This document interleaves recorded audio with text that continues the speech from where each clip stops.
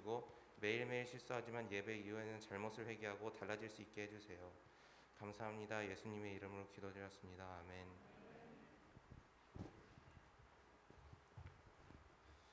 지금은 성경 봉독 시간입니다. 모두 자리에서 일어나 주세요.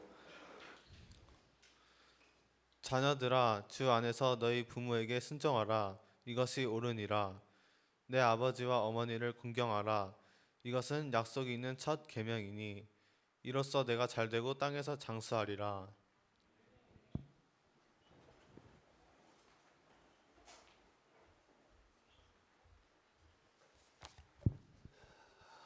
네, 여러분 안녕하세요. 네, 시험 잘 봤나요? 아니요. 그렇죠.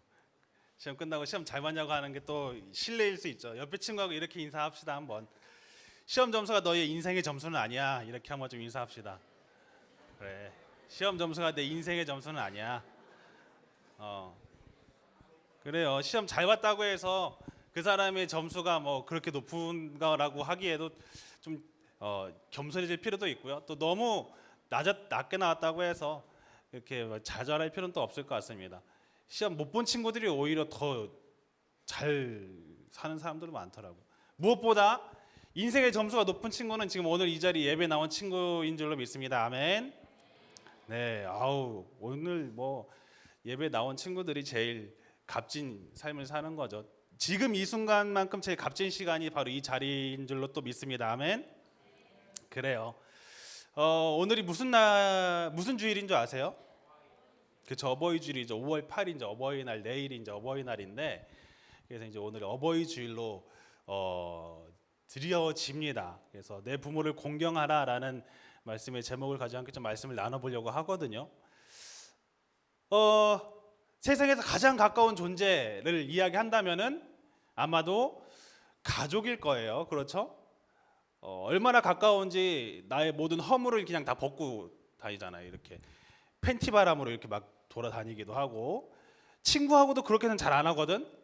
근데 집에서는 어떻게 해요? 나의 모든 게 진짜 자유롭잖아. 그렇죠? 머리도 그냥 막 다 엉망진창이고, 뭐 옷도 그냥 막 굉장히 프리하고, 그런데도 부끄럼 하나도 없이 이게 지낼 수 있는 게 우리들의 가족이죠. 그 앞에서 막 방구도 막 꽁꽁 끼기도 하고, 그런데도 뭐 눈치 보지 않는 게 가족이에요. 그런데 반면에 또 세상에서 또 가장 먼 사람이 누구냐라고 물어본다면 또 그것도 가족일 수도 있겠다라는 생각이 좀 들어요. 너무 가깝기 때문에 그 소중함을 너무나도 쉽게 잊어버리는 대상이 바로 가족인 것 같아요.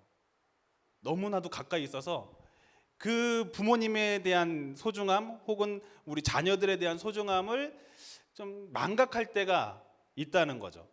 우리가 살면서 부모님에게 감사하다라는 말을 얼마나 자주 하는지를 한번 좀 되돌아볼 필요가 있을 것 같아요. 요즘 청소년기 가정이 전쟁터인 이유가 있대요. 옛날에는 지금처럼 전쟁터는 아니었는데 요 근래 들어서 사회 현상 중에 하나가 결혼이 점점 늦춰지고 있잖아. 그치 얘들아? 옛날에는 한 26, 28이면 다 결혼을 했어요. 28에 결혼해도 늦었다고 이야기했던 시대였어. 전사님 아버지도 26에 결혼하셨거든요. 그리고 27에 전사님을 낳았어요. 근데 지금은 어때요? 27이라고 하면은 어리다 이러잖아요. 그래서 보통 10년으로 늦춰졌어요. 결혼이 한 37 정도 결혼하고 이러거든요. 38 이때 정도 결혼해. 전사님께서 신혼여행 가서 깜짝 놀랐던 거는 전사님이 29에 결혼했는데 이렇게 패키지로 가다 보니까 패키지는 알죠. 그 몇몇 사람이 모여요. 전사님 가족이 부부가 제일 어렸어. 다른 부부는 40대, 30대 막 이랬거든. 근데 전사님이 20대인 거예요. 그래서 되게 적응을 못했어요. 그 분위기 자체에. 근데 지금 사회적 분위기가 그래요. 다 결혼을 늦게 하다 보니까 문제는 뭐냐면은 결혼을 늦게 하니까 아이도 늦게 낳겠죠. 그러다 보니까 어떻게 해요? 아이들이 사춘기 때 딱 걸리는 게 뭐예요? 엄마의 갱년기가 걸리기 시작하는 거야. 그렇죠?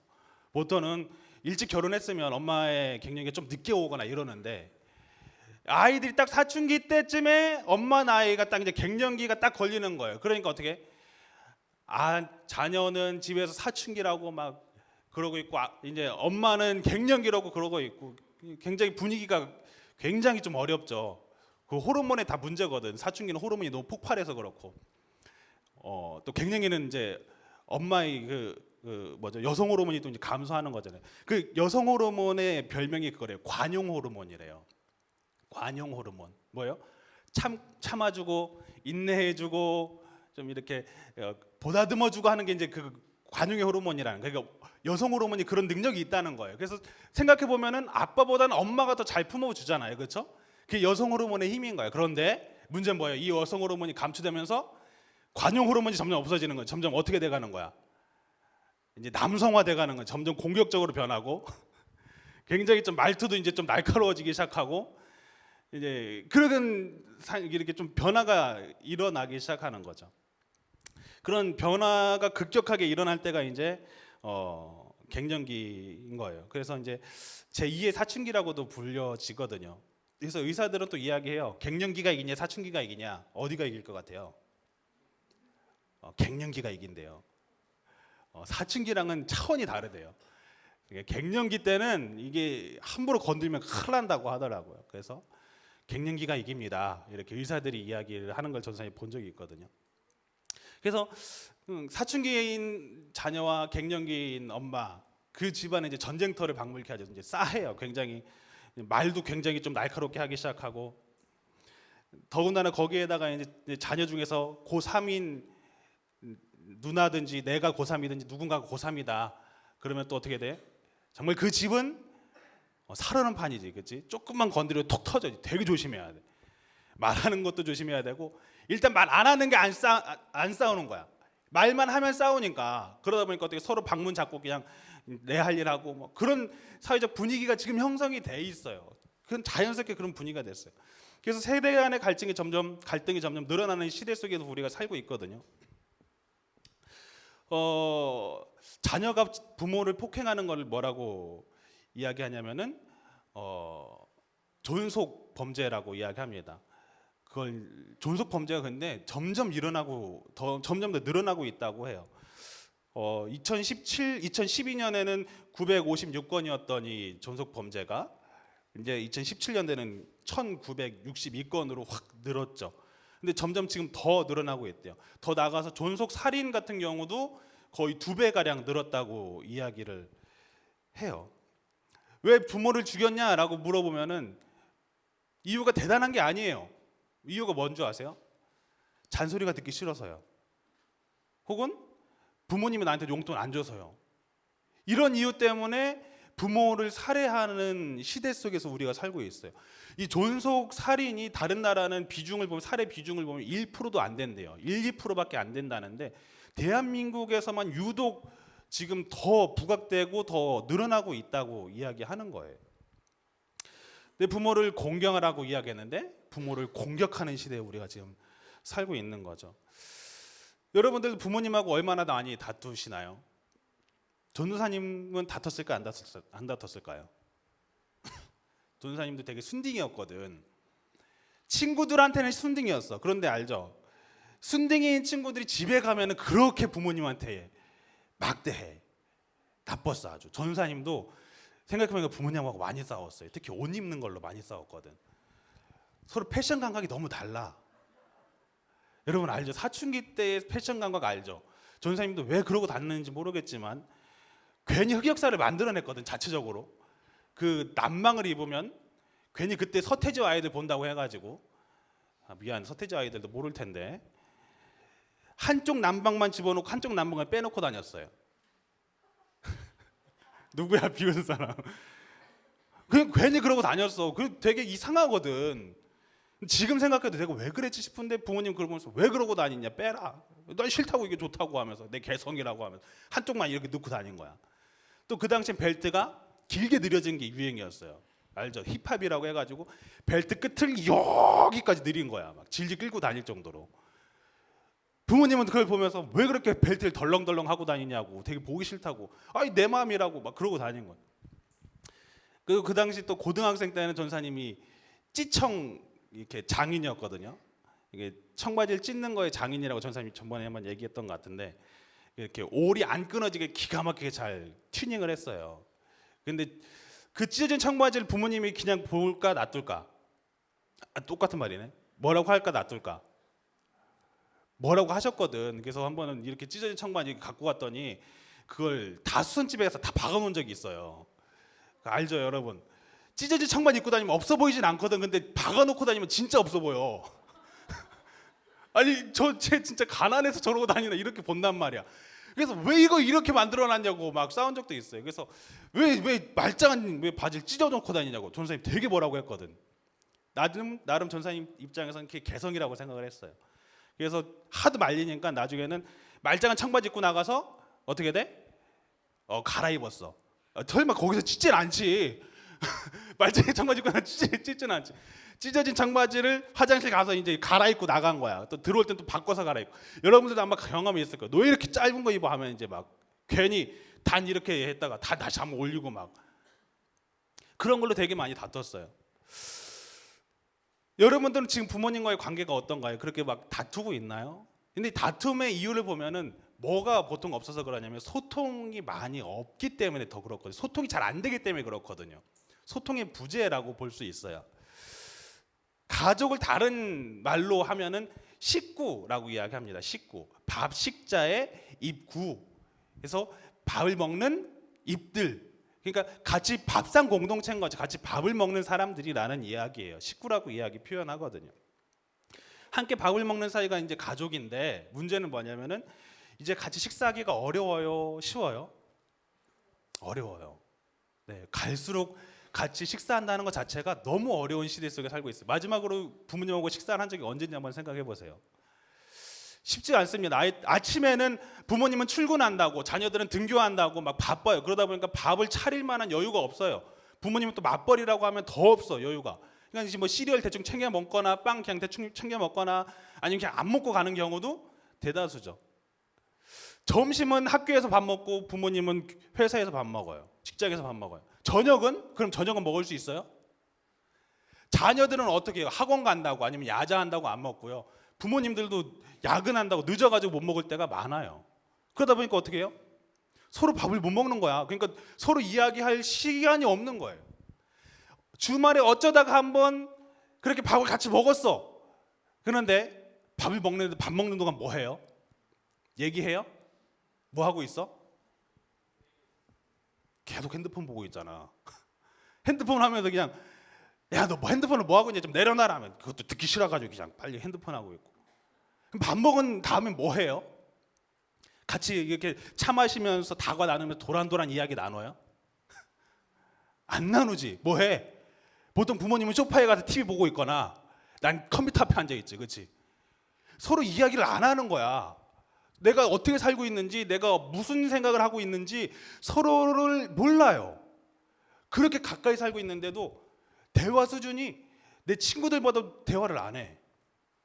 대화할 필요성도 잘 못 느끼겠고 그냥 그렇게 사는 거 그냥 같이 집에 사는 사람들 정도지 식구라고 표현하기도 민망한 대상이 된 거죠. 지금 우리가 살아가는 분위기가 이렇습니다. 그러니까 가까이 살고 있지만 가장 이야기를 나누지 못하는 존재, 그 존재가 지금이 아마 가족들이 아닐까 싶어요. 뭐 이런 에피소드도 있잖아요. 얼마나 소통이 없는지 엄마가 야, 너 왜 안 와? 하고 자녀한테 이제 전했더니 엄마 나 지금 방인데? 뭐 이런 에피소드들.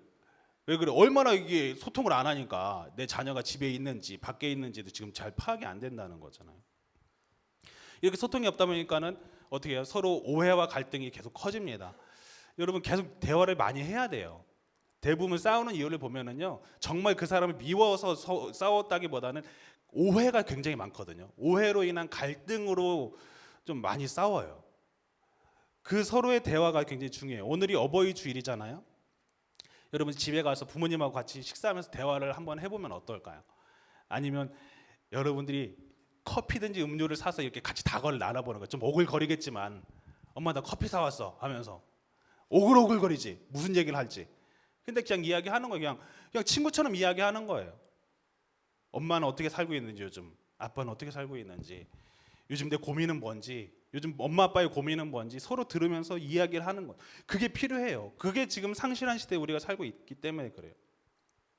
성경은 부모님에게 어떻게 하라라고 이야기하냐면요, 너무 잘하는 말씀이죠. 에베소서 말씀을 통해서 사도 바울은 이렇게 이야기해요. 다 같이 한번 읽어봅시다. 시작. 내 아버지와 어머니를 공경하라. 이것은 약속이 있는 첫 계명이니 이로써 내가 잘되고 땅에서 장수하리라. 내 부모를 공경하라. 이건 십계명에도 갇혀 있는 말씀이고 너무 잘하는 말씀이고 너무 많이 들은 말씀이고 이건 당연한 말씀이죠. 부모를 공경하라는 말씀이 첫 계명이라고 이야기합니다. 왜 첫 계명이라고 했을까요? 십계명 중에서 첫 번째 계명이 뭐죠? 나 외에 다른 신을 섬기지 말라가 첫 계명. 그러면 왜 이게 첫 계명이라고 이야기했을까? 10가지 계명 중에서 4가지 계명은 누구에 대한 법이었죠? 하나님에 대한 법. 6가지는 인간에 대한 법이었어요. 근데 그 인간에 대한 법 중에서 첫 번째 계명이 뭐였을까요? 내 부모를 공경하라가 첫 번째 계명. 그래서 첫 번째 계명이라고 이야기하죠. 그래서 내 부모를 공경하라, 이게 첫 번째 계명이라고 이야기하는 거예요. 이걸 첫 번째로 둔 이유는 뭐냐면요, 그만큼 중요하다는 이야기예요. 인간 사회에 있어서 가장 중요한 것이 부모를 공경하는 것부터 시작하는 거거든요.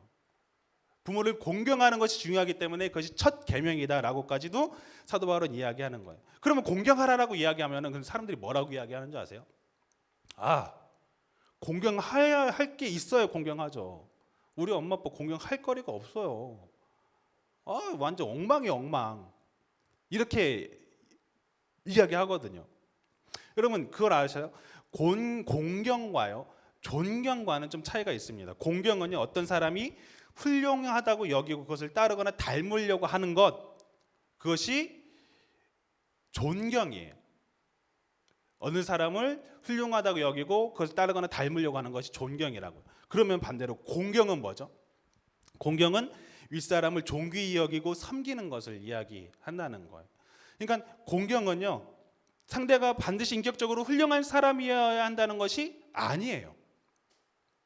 어떤 조건이 갖춰졌을 때만 하는 것이 존경이라면은, 공경이라는 것은요, 그 대상만으로도 존귀히 여겨야 된다라는 것이 공경이라는 거죠. 그래서 이 공경이라는 단어는 히브리어로도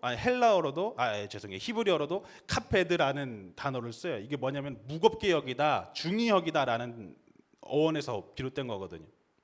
그러니까 이 단어는요, 또 어디에 쓰였냐면은 하나님께도 쓰였어요. 경외한다라는 단어로도 쓰였어요.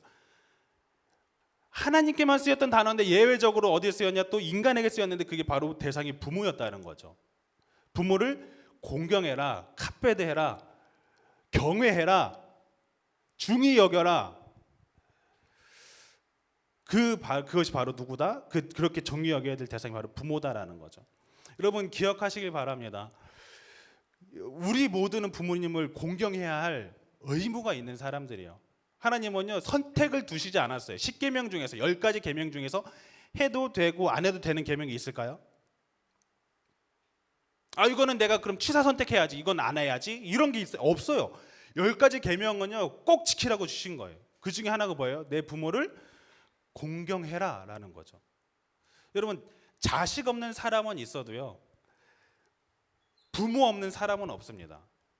그 말은요, 우리 모두가 그것을 지켜야 될 의무가 있다라는 거죠.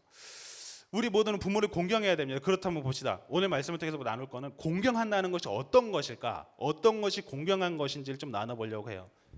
첫 번째로 공경한다는 것은요, 부모님의 허물을 덮어드리는 것이 공경이다라는 거예요. 부모님을 이해하고 그 허물을 덮어드릴 줄 아는 것이 공경이다. 성경은요, 신기하게도요, 부모를 사랑해라라는 말을 안 합니다. 혹은 부모를 존경해라라고도 하지 않아요. 공경해라라고 말씀합니다. 앞서서 말했듯이 어떤 조건이 붙지 않는 것이 공경이라는 거예요. 그 대상만으로도 존귀히 여김을 받을 존재라고 이야기해요. 그러다 보니까 부모님도 인간이에요. 그렇죠? 인간이다 보니까 뭐 할 수 있어요? 실수할 수 있어요. 부모님도 실수할 수 있으시다고요. 그것에 대해서 우리가 이해하고 그 허물을 덮어드릴 줄 아는 자세를 가질 수 있어야 된다는 거죠. 창세기 9장 21절 그리고 23절 보면 어떤 이야기가 나오냐면요, 노아 이야기가 나오네. 노아가 한번 실수를 한 적이 있습니다. 노아가 홍수를 겪고 난 이후에 포도주를 마시고 이렇게 들어 누운 적이 있거든요. 한번 다 같이 읽어볼게요. 세 번역인데 시작. 포도주를 마시고 취하여 자기 장막 안에서 아무것도 덮지 않고 벌거벗은 채로 누워 있었다. 가나안 조상 함이 그만 자기 아버지의 벌거벗은 몸을 보았다. 그는 바깥으로 나가서 두 형에게 알렸다. 생과 야벳은 겉옷을 가지고 가서 둘이서 그것을 어깨에 걸치고 뒷걸음쳐 들어가서 아버지의 벌거벗은 몸을 덮어드렸다. 그들은 아버지의 벌거벗은 몸을 보지 않으려고 얼굴을 돌렸다. 노아가 물로 세상이 심판되는 걸 보고 나서 얼마나 압박감이 심했겠어요. 되게 스트레스도 많이 받았을 거예요. 그러니까 어떻게 하냐면은 포도 농사를 졌는데 거기서 포도주를 따서 포도주를 너무 많이 마신 거죠. 취해서 이제 들어 누운 거. 근데 그냥 들어 누운 것도 아니고 벌거벗은 채로 들어 누웠다고 이야기해요. 그냥 완전히 만취한 거죠. 그걸 보고 함이라는 이 아들 녀석이 그걸 보더니 어떻게 해요? 아빠가 뻘거벗고 누워 있는 거야. 그러면 이렇게 조용히 덮어준 게 아니고 쪼르르 달려가 형들한테 이야기하는 거야. 형, 야, 아빠 지금 빨개벗고 자고 있어. 대박이야. 대박 사건. 와, 어떻게 저래? 뭐 이런 거지. 그러니까 이제 이 그 두 아들들 셈하고 야벳이 그 얘기를 듣고 어떻게 해요? 맞장구 친 게 아니야. 와, 진짜 대박 아빠. 와, 어떻게 그렇게 막 술을 그렇게 많이 먹을 수 있냐. 막 이런 게 아니라 듣고 가더니 아빠에게 가는데 뒤로 들어갑니다. 왜요? 아빠의 흉을 안 보려고. 아빠가 뻘벗고 잡고 있다고 하니까 아빠의 하체를 드러내는 것을 보지 않기 위해서 뒤로 가요. 어떻게? 안 보고 이렇게 이불 쏙 덮어서 다시 뒤로 나와. 그걸 나중에 노아가 들어요. 그리고 어떻게 했을까요? 이 함을 저주를 해요. 야, 너 어떻게 그럴 수 있냐 하면서 저주를 하면서 네 자손들은 이제 이 형들의 노예가 될 거다. 종이 될 거다 하면서 저주를 하거든요. 여러분, 이 노아가 술 취해서 잡는 것이 잘한 거라고 볼 수는 없을 겁니다. 그렇죠? 결코 잘한 건 아니에요. 하지만 그런 부모님의 실수를 덮어주는 것이 공경하는 자의 모습이다라는 거죠. 그것이 공경하는 자의 모습이에요. 여러분들의 부모님도 실수를 할 수가 있어요. 인간이다 보니까. 그것을 덮어드리고 이해할 수 있는 마음이 우리 안에 있어야 된다는 거죠. 여러분, 그 말이 있어요. 아이가 태어나면요, 부모도 태어난대요. 그 말은 뭐예요? 아이와 함께 부모도 자라간다는 이야기예요. 전도사님은 처음에는 부모님은 원래부터 부모라고 생각했었어요. 왜? 태어나 보니까 엄마 아빠가 있거든. 그러니까 엄마 아빠는 원래 엄마 아빠라고 생각했어. 근데 전도사님이 아이를 낳고 기르다 보니까 안 거는 엄마 아빠도 그냥 한 명의 소년이었구나, 한 명의 소녀였구나, 몰랐었구나라는 것을 알게 됐어요. 아이가 자라나면서 부모도 자라납니다. 그 말은 부모도 그 순간이 처음일 때가 있다는 거예요. 아이를 기르면서 이때는 처음인 경우가 있어요. 그러다 보니까 실수를 할 수도 있어요. 내가 왜 그랬을까 후회하는 경우도 있어요. 전도사님도 아이를 기르면서 실수를 안 한 경우가 있을까요? 실수한 경우가 많습니다. 한 번은 어떤 적이 있는 줄 아세요?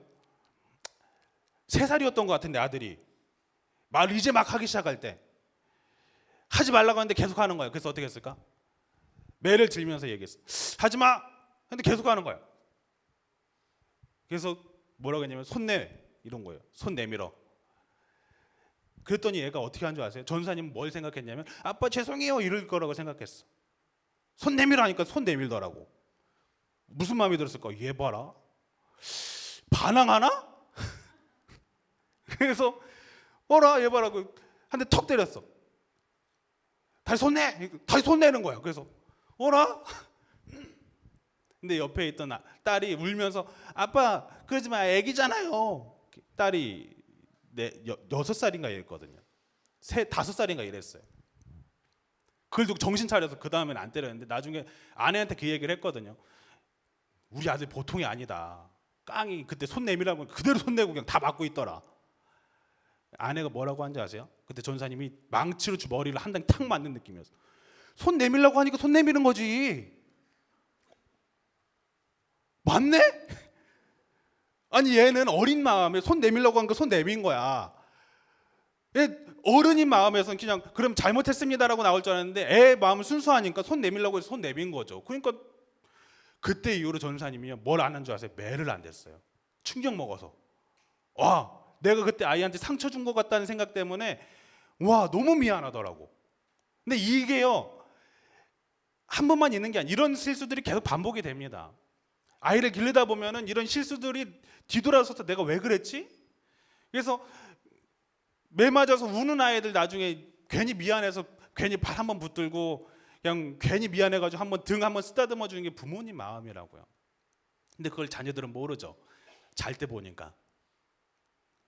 이런 부모님의 실수가 있다는 걸 여러분들도 이해하고 그런 부모님의 마음을 이렇게 실수를 덮어드릴 수 있는 삶을 살 수 있어야 돼요.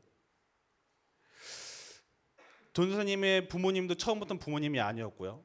여러분의 부모님도 처음부터 부모님은 아니었어요. 꿈이 많았던 남학생이었고요. 또 꾸미는 것을 좋아하는 여학생이었어요. 그 둘이 만나서 결혼을 한 거라고요. 그 아이가 자라나면서 여러분을 키운 거예요.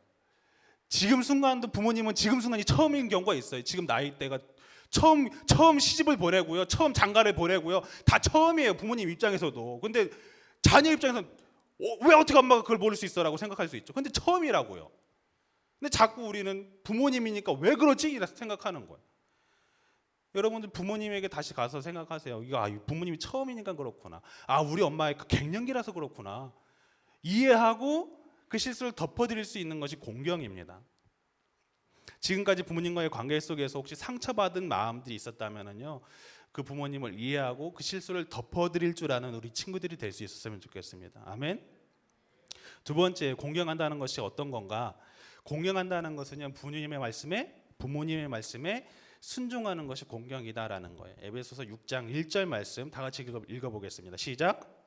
자녀들아, 주 안에서 너희 부모에게 순종하라. 이것이 옳으니라.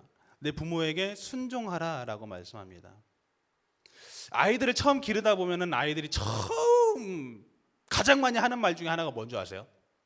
네, 이게 아니라 아니, 이거부터 해. 신기해. 그냥 일단은 싫대. 아니야.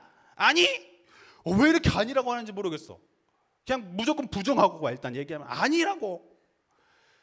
일단은 부정해. 부모님이 하는 말은 고리타분한 말, 도움이 안 되는 말이라고 생각할 수 있습니다.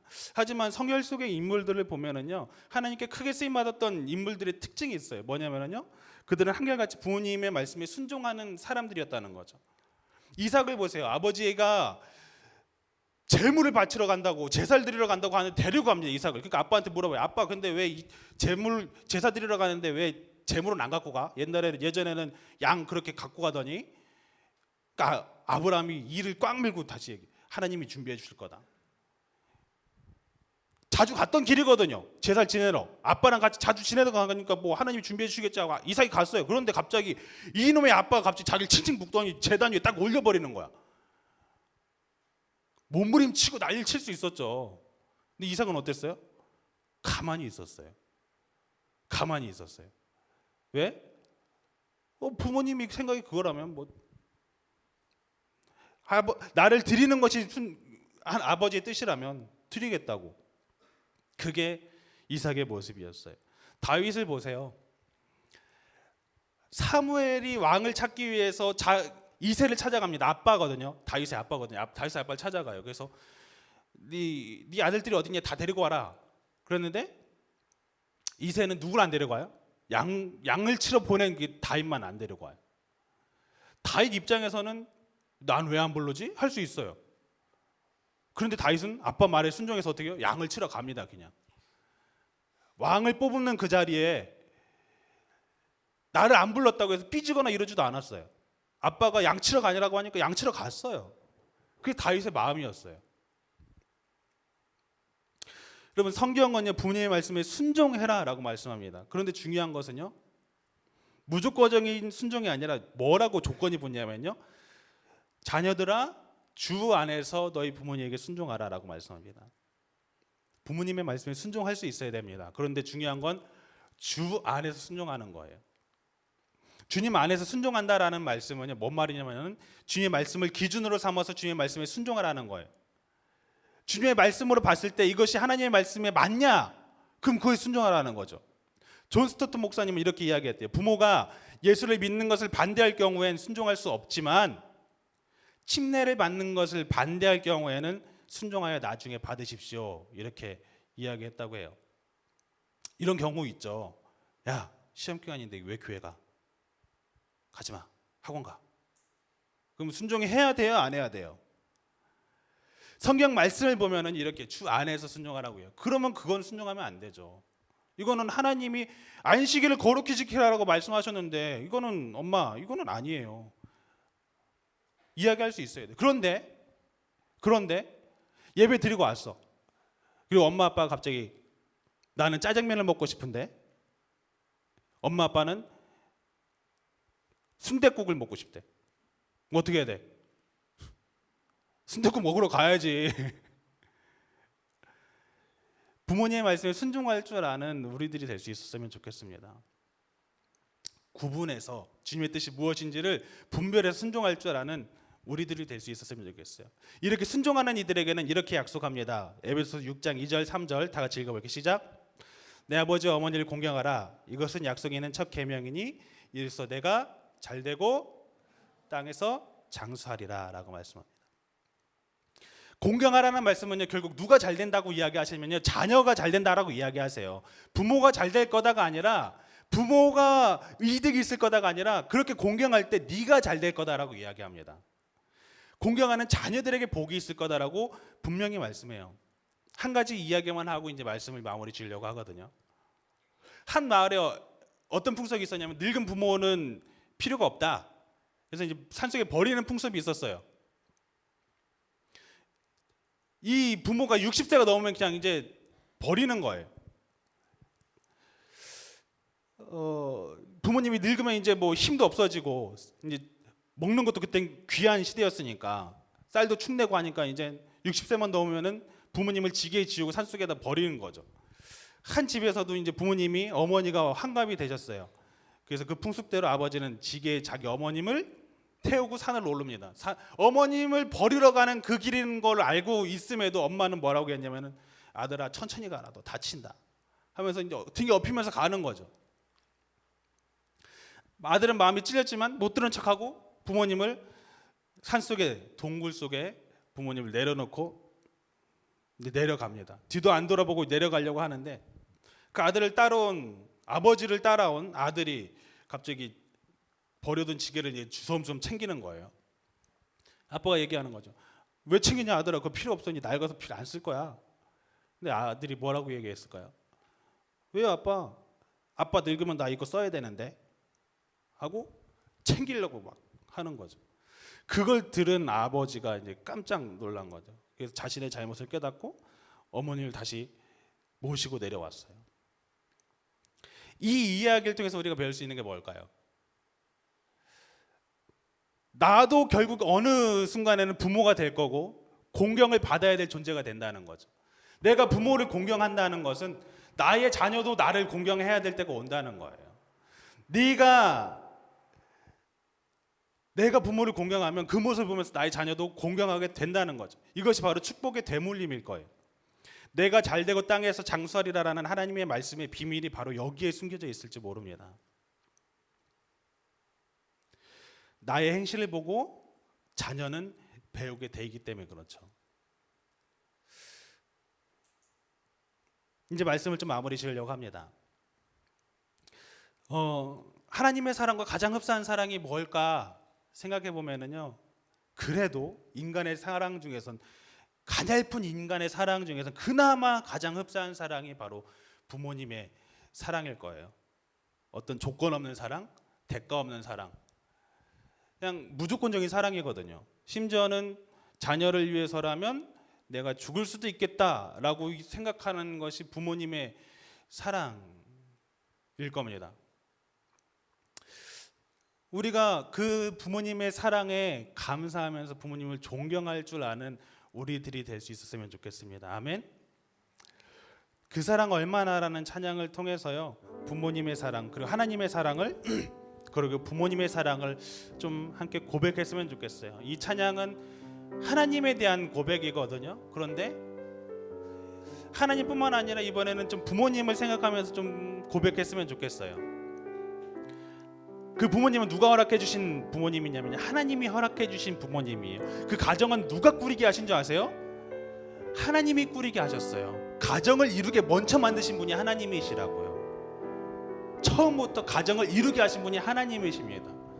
그리고 그곳에서 하나님의 사랑을 누리게끔 만드신 게 바로 하나님이세요. 가정이 온전히 회복되는 키는 부모를 공경하는 것에서부터 시작될 수 있음을 여러분들이 마음에 새기고요. 그 사랑 얼마나 이 찬양을 우리 부모님을 생각하면서 함께 고백하며 나가도록 하겠습니다. 다 표현 못해도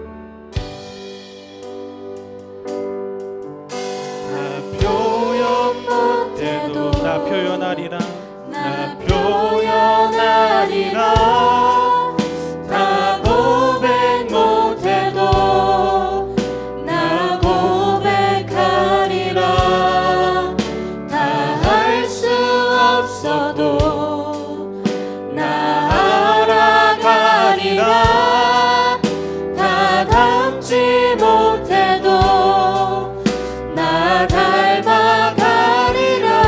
다시 한번 고백합니다. 다 표현 못해도 다 표현 못해도 나 표현하리라 다 고백 못해도 나 고백하리라 다 할 수 없어도 나 알아가리라 다 닮지 못해도 나 닮아가리라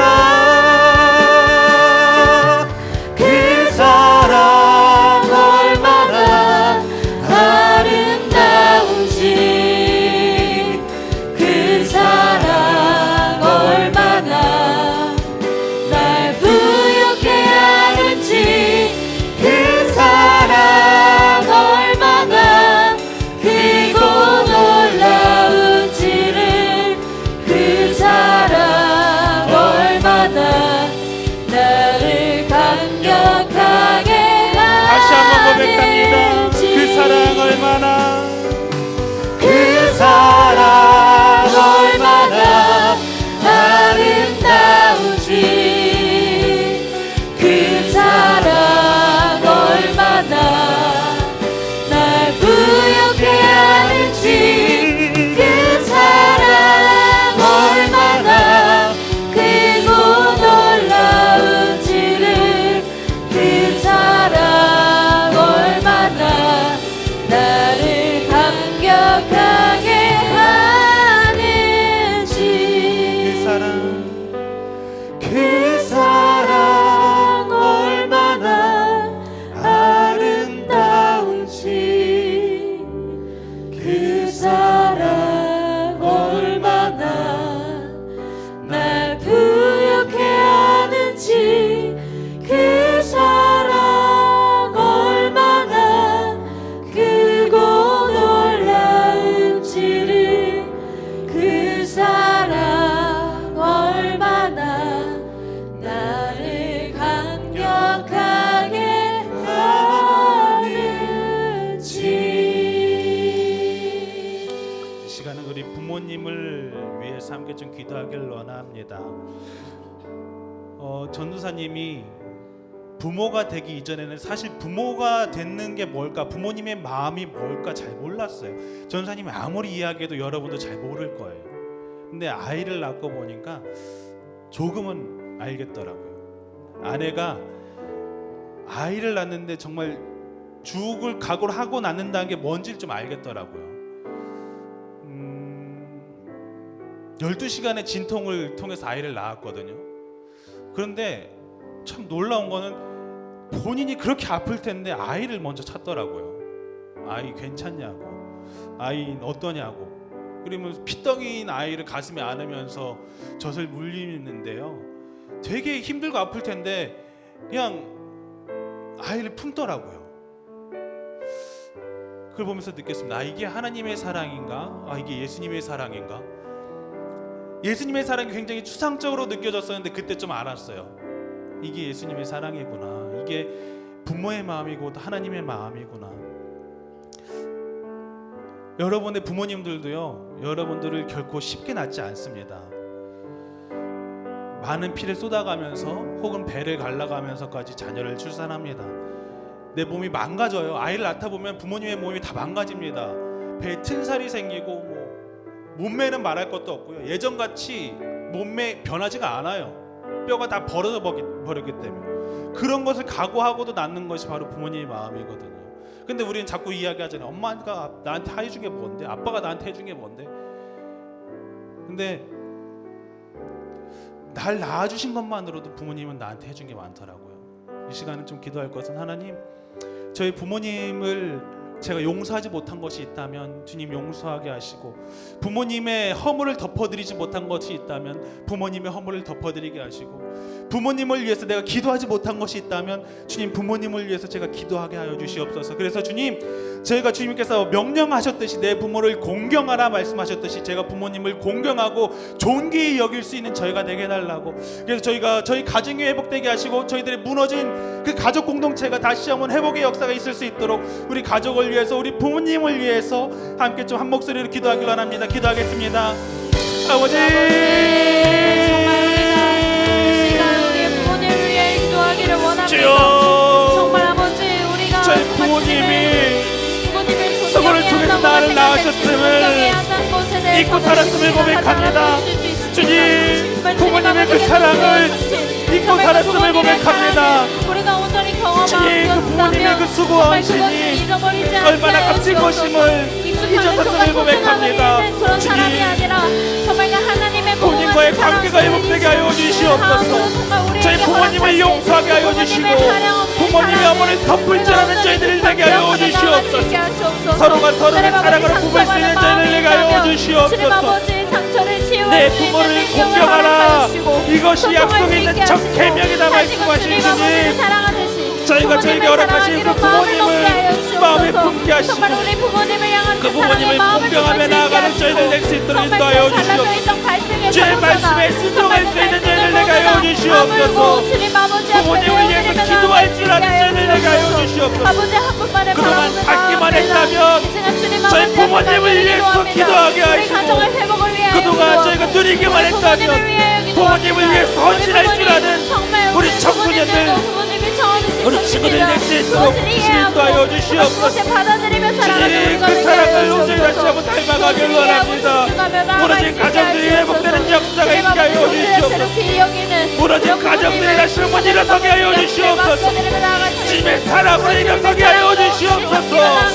주님의 사랑으로 갈등들이 다시 한번 해결되게 하여 주시옵소서. 아버지, 그 모든 것들을 주 앞에 내려놓습니다. 성령님 이끌어주시고 성령님과 내복의 영을 부어주시옵소서. 주님만을 바라볼 수 있는 저희를 낼 수 있도록 성령님 이끌어주시고 함께 하여 주시옵소서. 아버지, 그 내복의 역사가 있길 바랍니다. 주님, 다시 한번 주님의 사랑으로 세워주는 주님의 온된 가정 될 수 있도록 이끌어 주시옵소서. 이 시간 마지막으로 다시 한번 기도할 것은 우리들의 가정을 놓고 다시 한번 기도하길 원하는데요. 한국 사회가 가정이 많이 무너졌습니다. 특히 코로나를 통해서 가족과의 갈등이 더 많아진 가정들이 많다고 합니다. 가정 폭력이 늘고 있고요. 그 이유가 뭘까요?